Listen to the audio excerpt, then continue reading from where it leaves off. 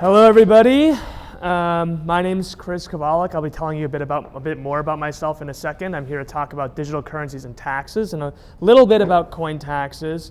Quick disclaimer first. Basically, this presentation, I am not your, accountant. I'm not giving you tax advice. This is just for informational purposes only. You are going to make a tax or financial decision. You should consult a professional. This is not a substitute for that. So about me, I'm the CEO and co-founder of Cointaxes. I used to work for Richard Branson at the Virgin Group, where I was on his business incubation team and his venture capital team. Really love working with startups, so I actually started an incubator in New York City, worked with half a dozen different tech companies over the better part of 2017, and now I've jumped in with 2 feet, and I'm actually an entrepreneur myself. That's my email and Twitter handle at the bottom if you want to get in touch. I'm readily accessible. So for this 15-minute presentation, I want to leave you guys with 3 big problems I think are happening in the cryptocurrency ecosystem is preventing mainstream adoption. And then from a tax component, I want to talk about the obligations that are on a US taxpayer, which are very similar to a Canadian taxpayer, and how those obligations make it even harder for someone to comply. And then maybe a little bit, if I have time, I'll actually go into how Cointaxes can solve those problems. So first up, the first problem we see is FOMO-based adoption, right? If you're looking at Coinbase, they added 9 million users in 18 months.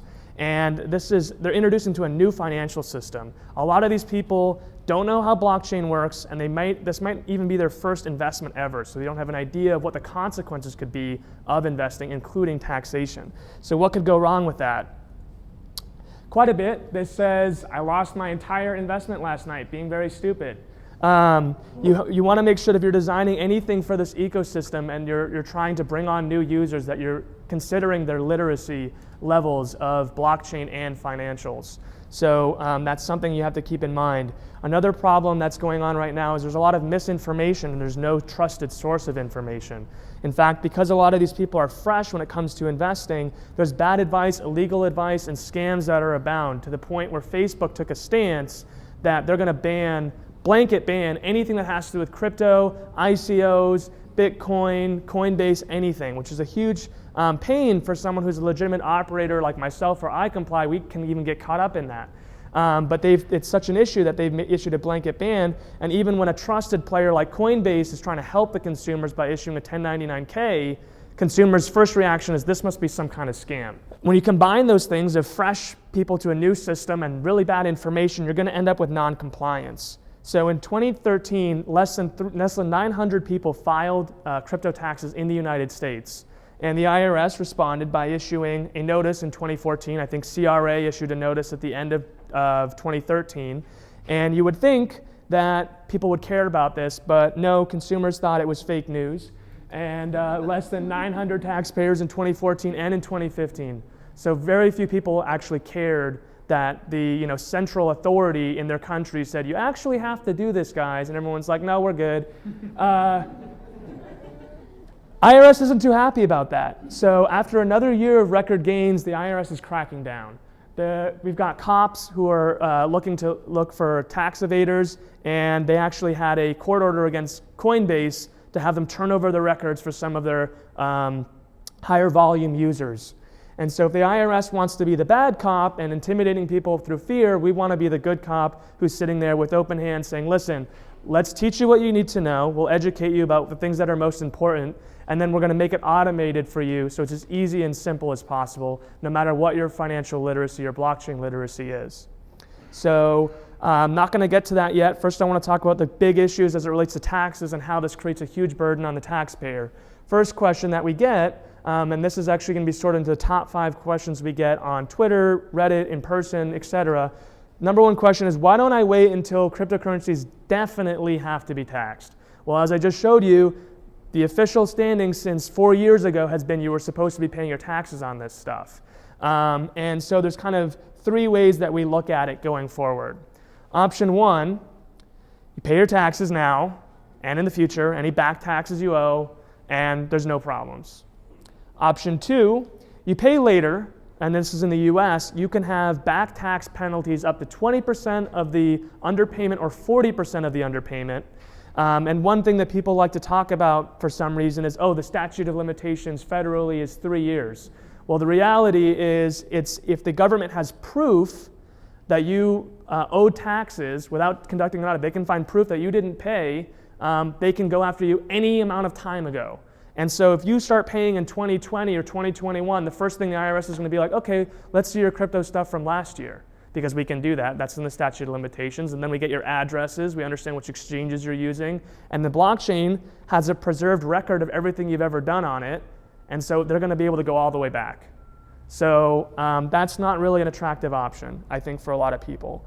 And the third option, which we're not going to advocate in any way, but I guess it's going to be filmed, and again, this is not tax advice, you can just never pay it, and what's going to happen is the blockchain is likely going to be regulated, it's going to be monitored, and you're going to be sitting on a pile of money that doesn't exist according to the government, and you're going to have no way of spending it. So don't put yourself in that situation. Question 2.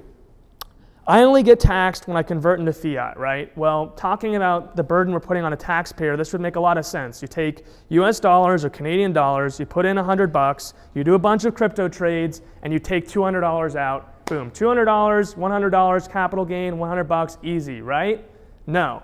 Unfortunately, anytime you are trading away your coins for another coin, for anything, that's considered a disposal of that asset, and it's a taxable event, no matter what you're trading it for.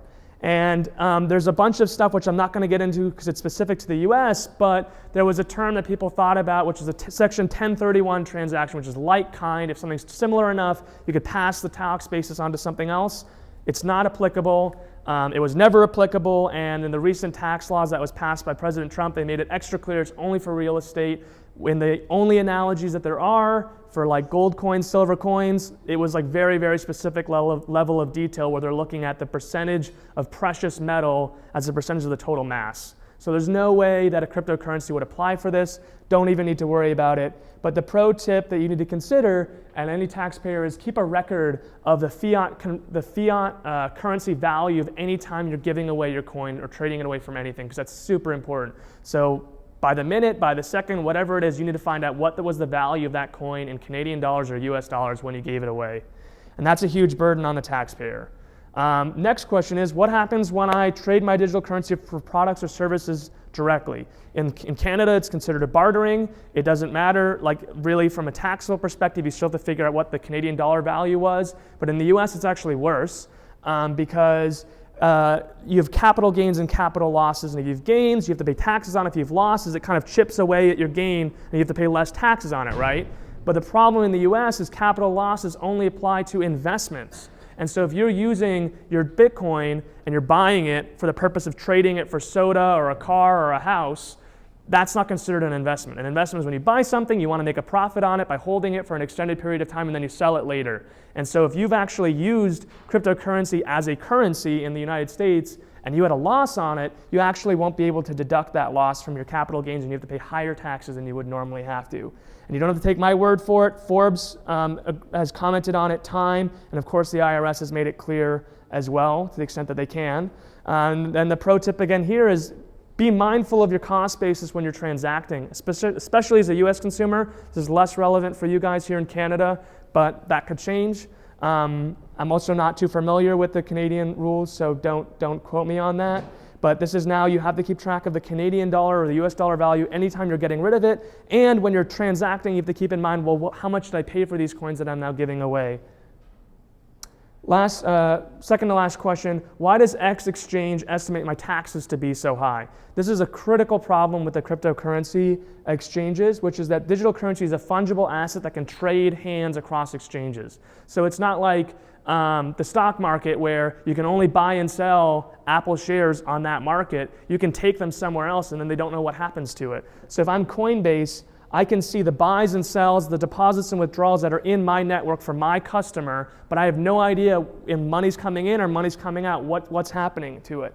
And I'm not allowed to let you underpay your taxes, so I have to be as conservative as possible to make sure that the estimates are accurate. So any inflow, they're going to assume the cost basis is zero, meaning they assume you got it for free. So if you sell it for $100, you're paying $100 of capital gains worth of taxes on that.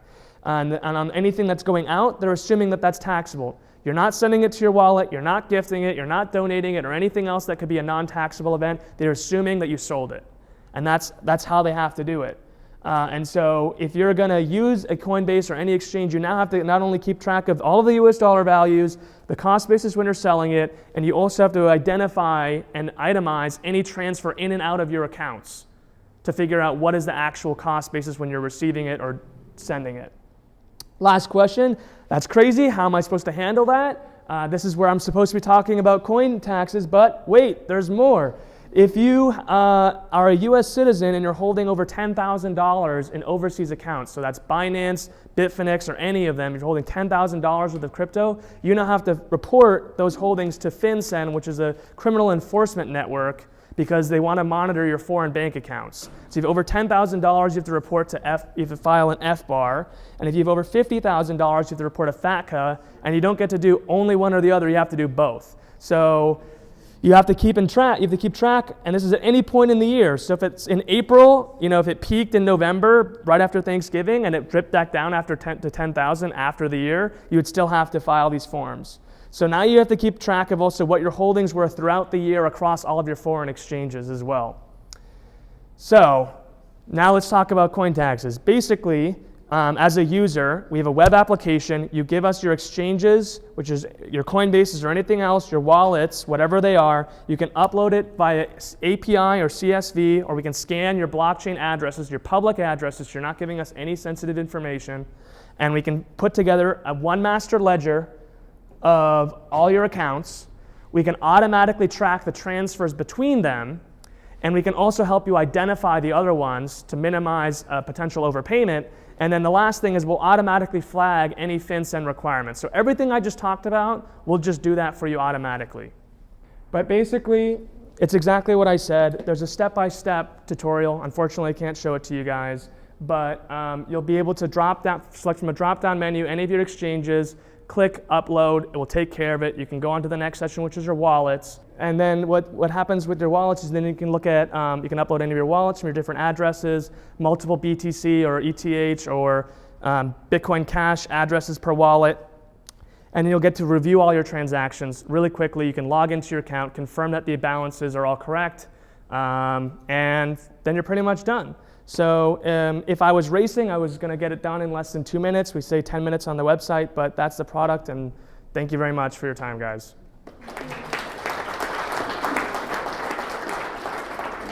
Is there a cost to this, and if so, is there a referral fee? Okay, so the answer to both is yes. So if you use the service, it's $50 US to use. We don't want it to be prohibitive. We want it to be as accessible as possible. And there is a referral fee, actually. So if you sign up right now, actually, anyone here who signs up can get 30% off, so it'd be $35. And if you refer someone, you get $15 for everyone who signs up and pays. One-time fee? For however many people. It's for a calendar year. Oh. Yeah, so for all of 2018, you would have access to it. Right here in the hat. Canadian taxes support? So we're working on it. And the thing that's important to keep in mind is we still will centralize all of your information into one ledger. I wasn't able to show this, but we have an output that's just literally an Excel file with everything you've compiled for you. So your CPA or your accountant would still be able to use that. In the back? Have you got any affiliation to the CRA or anything to do with the CRA? No. So anything we give you is confidential, obviously? Yes. And there's no transmission of anything? You can put it under a friend's name if you want. Just curious. All right, one last question, right here. What's your plan, your schedule for coins you're going to support? So that's a great question. So right now for what we can support is pretty much anything that's covered by Binance.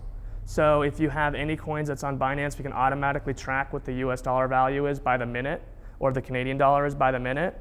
If it's off Binance, we have a manual transaction section, which you can literally enter in your own coins and what the exchange rate is, and you can still take care of it on the product. All right, cool. Thanks, guys.